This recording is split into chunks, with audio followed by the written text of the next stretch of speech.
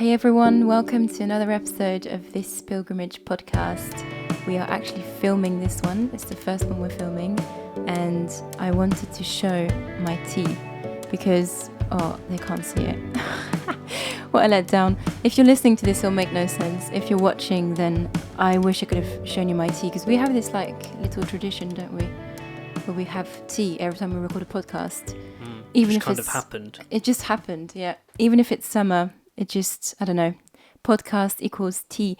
I take my tea, I would say, between weak and strong with a lot of milk. How about you? I like it strong with not very much milk. And Noah often puts too much milk in. But today it's actually very, very good. It's almost the perfect cup. In fact, in this shot, you can see, look there. Oh, yeah. There it is. You can tell us what your tea opinions are. Anyway, leaving the tea talk behind, I'll let Fraser explain what this podcast is going to be about. Yeah, so as you would have seen from the title of this podcast, today we're going to be talking about Noah's crush. And so it makes sense that I should introduce that and kind of say what we mean by that. I feel bad. I feel bad hearing you say this. So for Christmas, which obviously was a few months ago, I decided to get Noah a book that my boss at work, shout out to Dave Hellier, had told me about, and I'd watched quite a few of his videos for the past months before that. And it was the 12 Rules of Life by Jordan Peterson, because there's a video I can show the camera.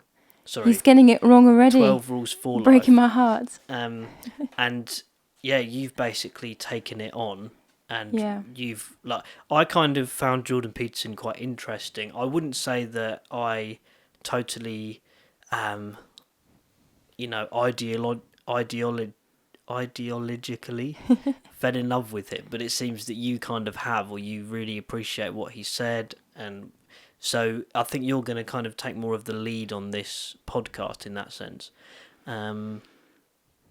So you're reading the book. It's quite a dense book, so you're still reading it. I've kind of dipped in and out of it and found it very interesting as well.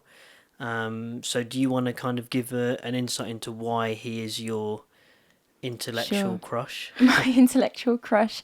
Yeah, so I've been reading this book since Christmas, really. I just started a couple of days after, and the reason why I'm not done yet is because I kind of take my time reading it, and I keep rereading some bits because it's so, like Fraser said, it is dense, but not in a boring way. It's extremely insightful and interesting, I find. And so just for a bit of background, Jordan Peterson is a clinical psychologist. He's Canadian, and he has both practiced as a clinical psychologist, but he's also been a university teacher, psychology. And I think, if I'm not mistaken, he's specialized in, I think maybe religious psychology, and I thought he used to coach people in their careers, maybe. Yes, well, he's done that as part of his clinical work, I believe. But so he's quite a multifaceted individual, and he's written a first book that's called Maps of Meaning, which I haven't read. Sorry, you haven't either, I don't think. No, I haven't. And then 12 Rules for Life is what kind of broke him out in the light, probably because it's quite a controversial book compared to the ideology of our... And the situation with the campuses in Canada as well. Yeah, definitely. So he's a person that kind of became known because and one of the reasons why I really like him is because he dared to kind of speak the truth in the middle of a very leftist society. And one of the things that was quite funny about this whole thing about my crush is that Fraser's told me that I'm not really like a right-wing person at all. Like, naturally I'm just not, I don't know, I'm not very conservative or... Yeah, I think neither of us naturally are. Yeah, it kind of puts us off a bit, doesn't it? Yeah, it does. And it's not because they necessarily have bad ideas, but it's more the way they come across. I think it's the mindset sometimes as well. Yeah. Yeah, definitely. But it's been so interesting reading and listening, because I've listened to a lot of his YouTube online stuff. He's put a lot of his lectures online and lots of interviews and stuff. It's been so good to listen to someone and read someone who is presenting the value of more conservative ideas in the midst of a society that's kind of ruled by more liberal ideas, but that seems to go wrong a lot of times. Yeah. So anyway, 12 Rules for Life. The subtitle is An Antidote to Chaos. And basically in this book, Jordan Peterson is presenting 12 kind of rules, which are quite funny. Like, I like the titles of them. We have rules like, I'm going to butcher the actual titles, but it's something like don't bother kids when they're skateboarding. And The famous stand up straight with your shoulders back. yes, and it's really interesting to hear a clinical psychologist who's got the whole background knowledge that he does, and who also has a really, really broad knowledge of the 20th century and what happened and how ideologies have been formed and passed on and how they've been destructive and how we need to guard against that in our time. And to see him kind of give a framework for life. And he's not someone from a religious background either.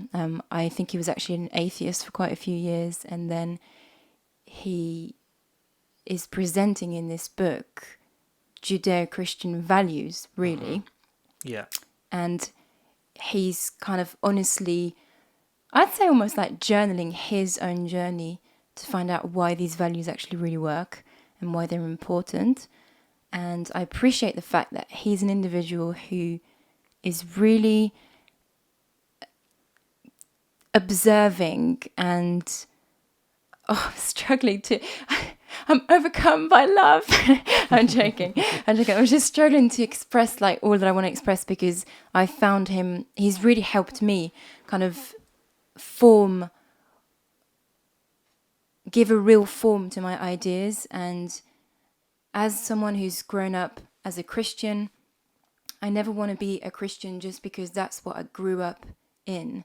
I want to be a Christian because I've experienced life through the lens of Christ, and I've had a relationship, something real with God, and I've walked through life, and I know why the ideas that the Bible and the Judeo-Christian view are good values to hold. And I think it's interesting to see someone who's not from a religious background come to these ideas with the psychological background he has and the understanding of how we work as people, how society is built, and for him to present these ideas as this is the best way to live. Yeah.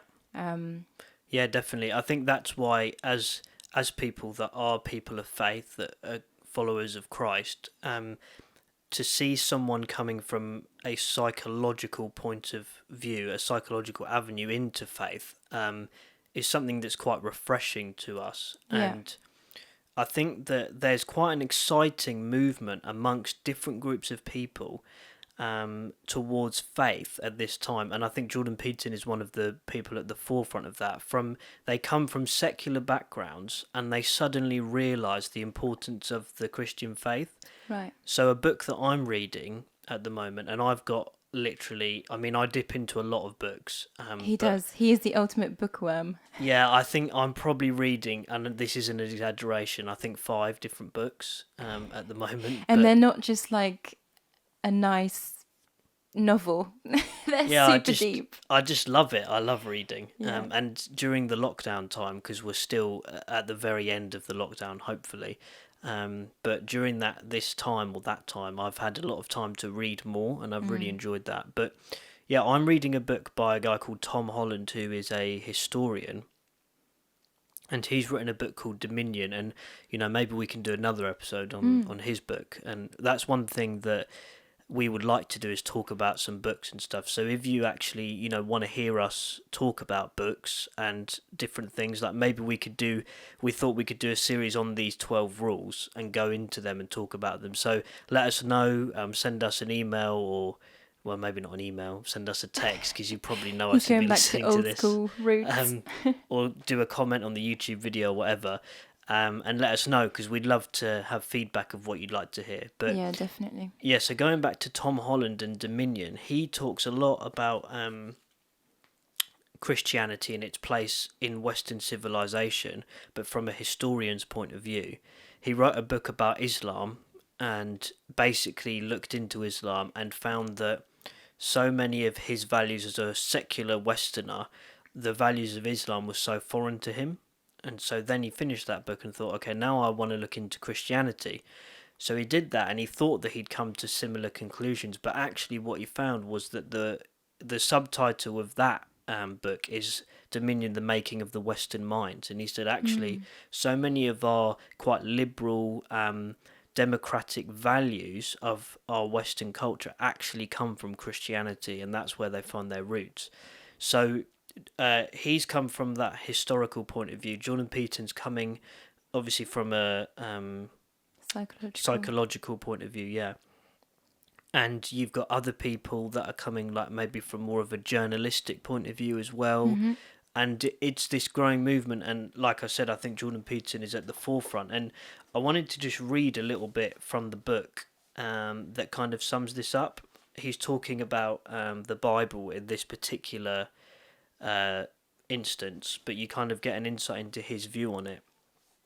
So this is from page 104 if you want to go and look at it yourself, the book. What rule is it? It is rule 4, which is, let's have a look. Well, good luck with that. If you know Jordan Peterson, you'll pick up some of his sayings, and we laugh at them, we like them. And he's got a very distinctive voice He as does, and he always talks about proclivity. well. Yeah. So, found it. It says, compare yourself to who you were yesterday, not to who someone else is today. So I guess it's talking about comparison. And I think he talks about, if it's in the right part, he talks about being annoyed at your boss, or something like that. So, yeah, anyway, he's talking about the Bible in this part and different religions, in fact. He's just spoken about Chinese religions, I think, just before that, or maybe it's just after. But anyway, let me read it. So, the Bible, for better or worse, the foundational document of Western civilization.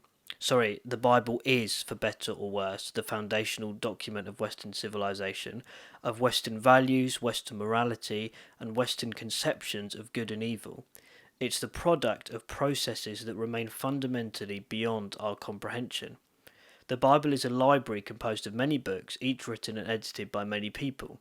It's truly a emergent document, a selected sequence and finally coherent story written by no one and everyone over many thousands of years.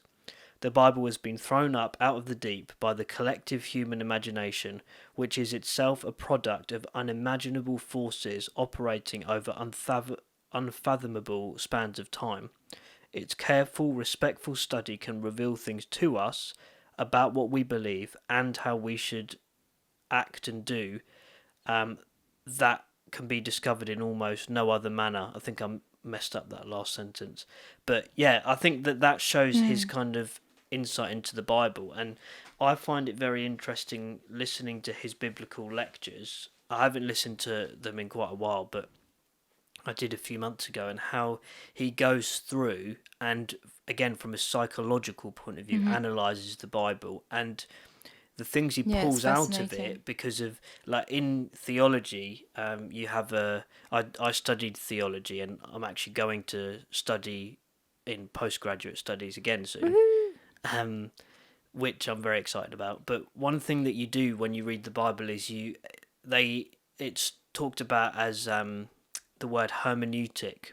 And the best way that I heard this described to me was from one of my lecturers who said it's like a hermeneutic when you read something is the glasses that you put on. It's like a pair of glasses. Yeah, exactly. The lens through which you see whatever you're reading. So if I read the Bible as a Christian, a follower of Jesus, in the morning, for example, in my daily reading, I read it as devotion. If I read it as a theologian, if I'm studying it, I'm reading it through that lens.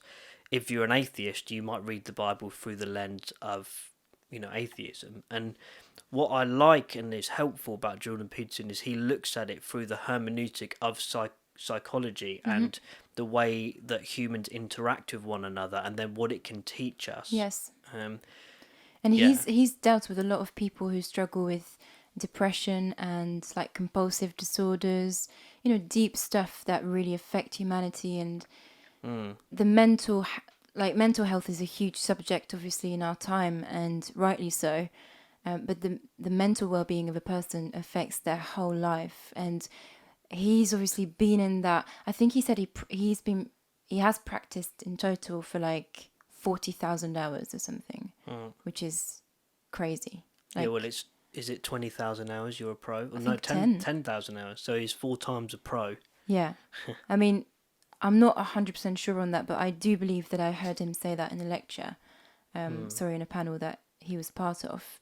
And he almost sees the state of the human soul, and then he's looked into these Judeo-Christian values, including the Bible, and he's looked at other religions as well. Like you said, he touches upon Buddhism, Hinduism, Islam, and also postmodernism, which is kind of our age's religion, our time's Yeah, I religion think that's what almost. he's pushing against, really. Well, yeah, it is. Is postmodernism. Yeah. And it's interesting that I don't think he meant to necessarily give the Bible a big shout out like he did, but in his research, which I think has been really honest and open, he's found out that these values are indeed valuable. And he's kind of pushing against this whole idea of what postmodernism is, unfortunately, making people believe that life, that kind of YOLO, you only live once, do whatever you want with your life. And the root of that is because nothing matters, which means that people don't matter. And he's seen, like I said, with depression and disorders, he's seen the results of that kind of thinking. And I'm not saying that depression is only caused by that. I know there's many other factors, but the disbelief of intrinsic value is a real disease in our society, and he's coming against it. And he got a lot of stick for it, actually, because it seems like men are resonating with him a lot. And so he just got into loads of kind of debates about people criticizing him because he was one of the pillars of the crushing patriarchy and all of this. And he's kind of saying, guys, I didn't write what I wrote for men, but it seems like men in general in society are feeling crushed, and they resonate with it. And obviously, it's not only men, because like me, I totally You resonate. resonate with it more than I do. Yeah, I totally do. But I just think it's amazing how we can bring the value of the individual at the forefront, and that's actually very, very courageous, I think, in our society, because in order to do so, you have to be very honest, and you have to be willing to shake some of the pillars of our society, which, when they are shaken, show that they're quite weak. And people don't like that. And the general feel, I feel, worldwide is to not shake those postmodern pillars too much. Yeah. And I think there will come a point, like with any kind of mindset that comes across philosophy. You had it with modernism, where eventually it collapses, and now we have postmodernism, which is a reaction to modernism. That the foundations will shake at some point. I'm actually writing a song at the moment about postmodernism, and I've tried to personify postmodernism in order to kind of look at it from another avenue. Because I think one thing that Jordan Peterson does really well is breaks down factually, and he has all of the knowledge to back up what he says. He breaks it down and kind of tells it how it is. Obviously people don't like it, and he gets a big reaction from that, and he's similar in some ways, although he's obviously a very different personality. But in some ways he's similar to Ben Shapiro's whole thing of the facts don't care about your feelings and stuff. That's true, yeah. I think the difference for me between a Ben Shapiro or a Jordan Peterson and a Christian apologist, for example, someone who defends the Christian faith, is sometimes there's a lack of love, in my opinion. But I know that you maybe don't necessarily agree with that. After you've Yeah. looked at Jordan Peterson for a long time, you almost feel like you've got to see into his heart and stuff. Yeah, I definitely do. Because I think I was going to say Ben Shapiro, I think he's on another level as well. I'm not saying he's not a loving person.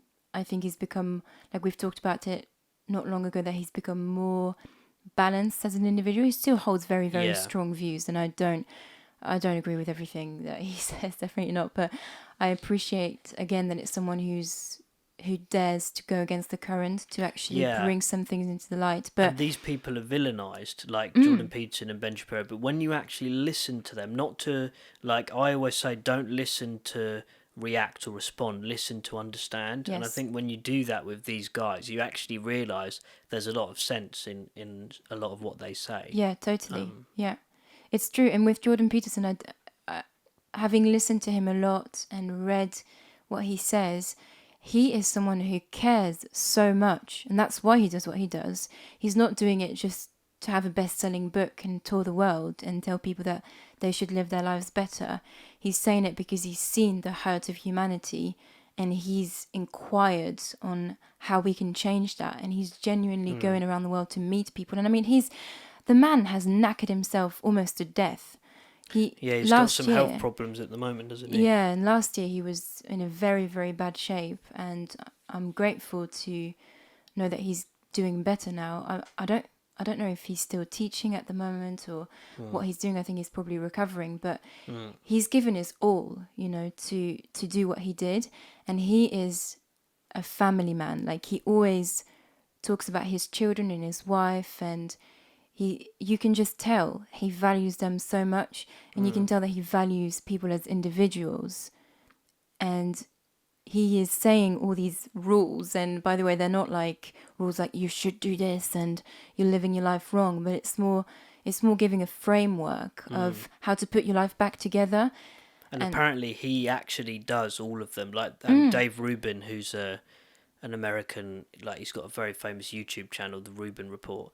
He's like a presenter, political, I don't know, commentator. I think he was a comedian, maybe.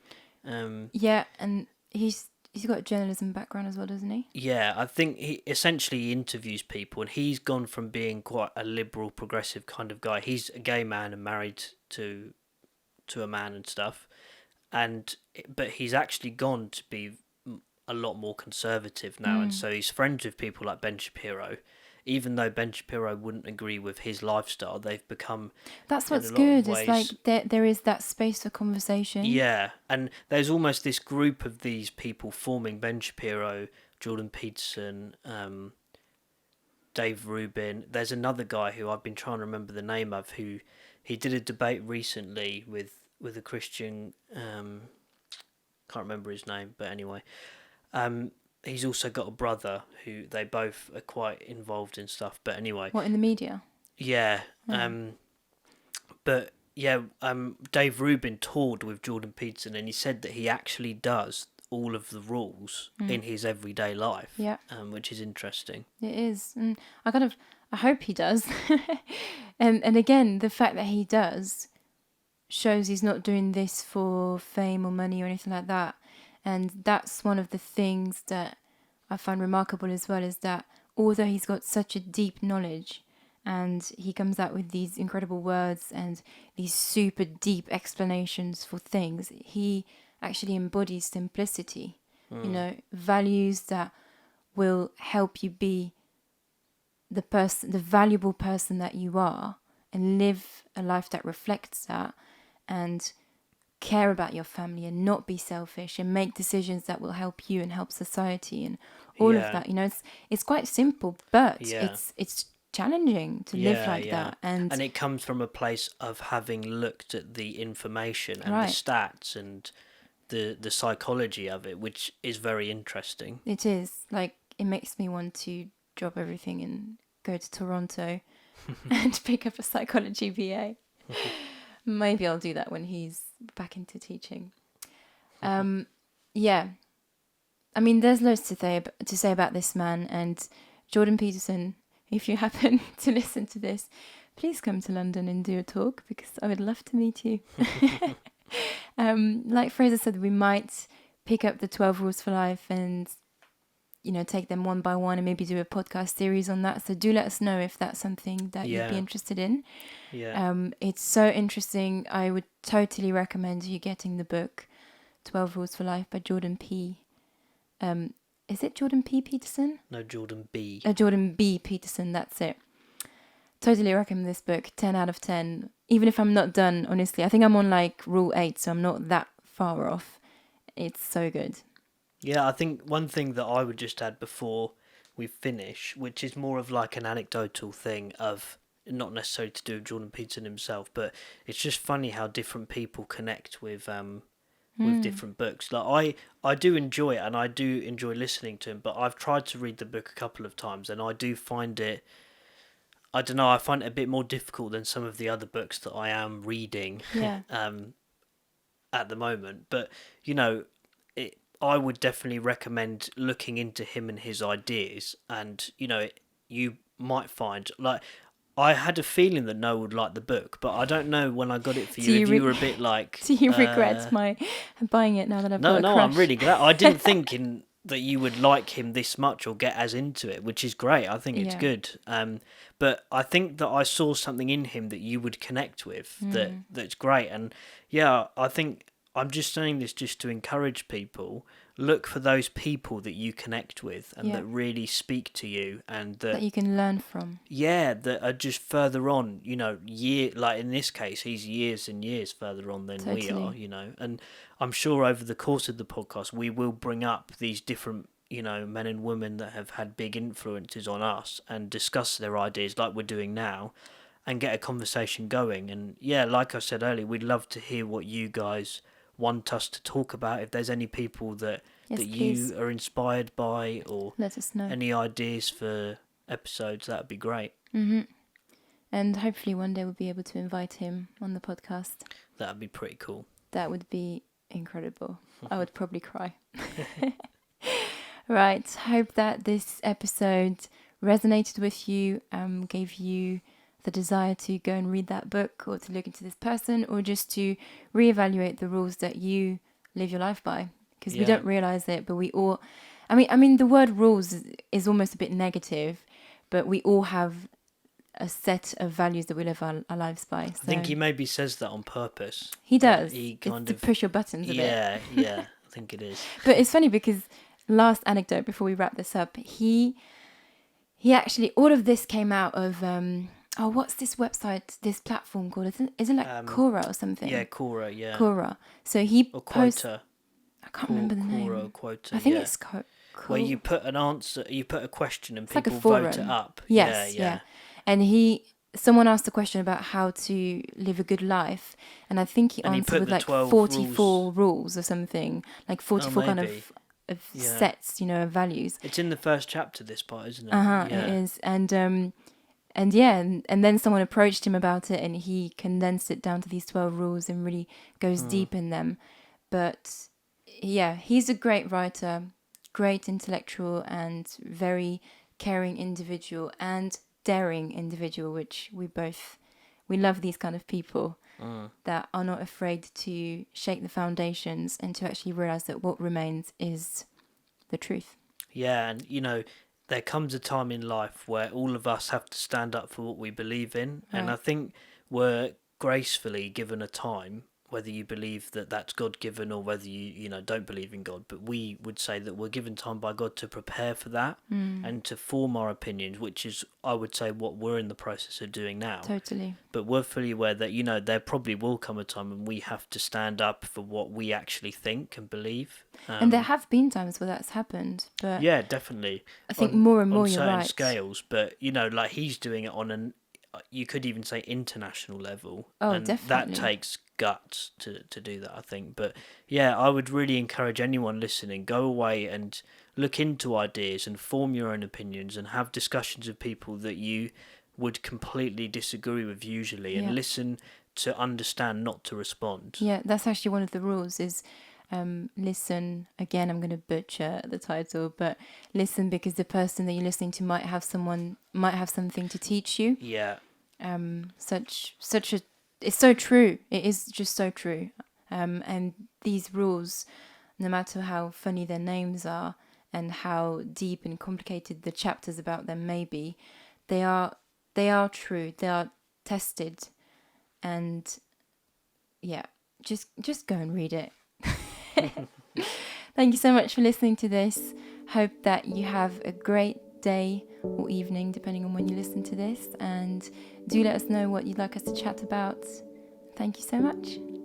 See you soon. Speak soon. Bye. Bye.